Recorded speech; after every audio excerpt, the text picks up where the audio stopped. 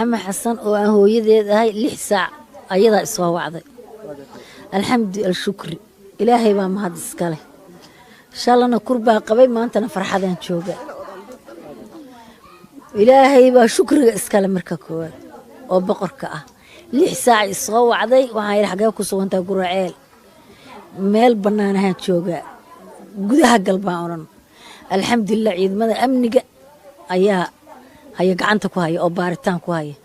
ضدك دريسكيجا أما ولا لهيجا أما مسلمين تيدا أيجنا وأمهد إلنا أو إلى كربوضي أو إلى دقنضي الحمد الشكر إلهي خير بدنا أيجنا هالسيو qaar ka mid ah ehelada iyo deriska hiba ayaa iyaguna dareenkooda farxadeed ka muujiyay helida hiba oo saacado ay ka murugeysnaayeen afduubkeeda farxadii reereyn baan maanta markaan ku jiraa awalna murug baan ku jirnay dawladda qabatay iyo dadweynaha qabtay iyo dadweynaha ka qayb galana waa mahadsan yihiin haday daris yihiin haday culimo u yihiin haday dawlad goboleedka galmudug yihiin ilaahay khayr badan ha siiyo allahana u roonaado waa nala dadaaleen gabadhayadii bay nala raadsheen wax khayr qaba allah siiyo waxaan baaq gaar u dirayaa oo la hadlayaa si gaar ah oo taagsanayaa waxa waaye dawladda amniga waa inay sugtaa dadka shacabka waxa waaye dawladna waa shacab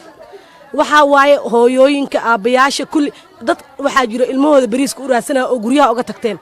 waxa dhibaato ilmihii oo guriga looga tagto oo meel walba laga aaday in la waayo cunugii dareenkay ma sha Allah aad baan u faraxsanahay dhamaanteen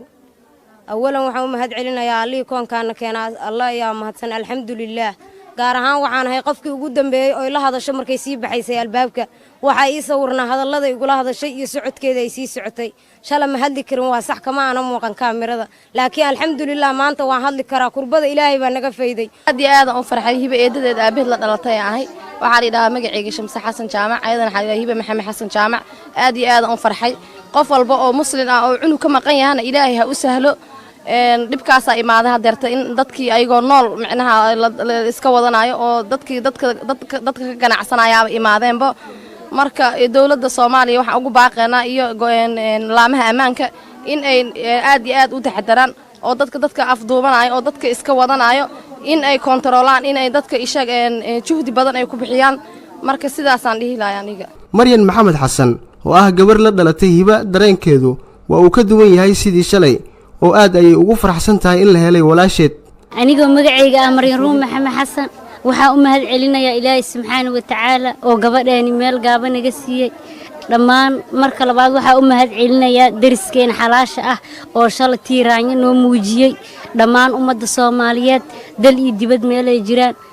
haddii dal iyo dibad meel ay jiraan u mahad celinayaa ayadoo ducadeena Ilaahay noo iftiimiyay alxamdulillah qaas gaar ahaan waxa u mahad celinayaa idaacadda Shabeelle oo ayadana nala gurmatay haddii tahay raadis haddii tahay baafin haddii tahay wacyigelin dhammaan dhinac walba idaacadda Shabeelle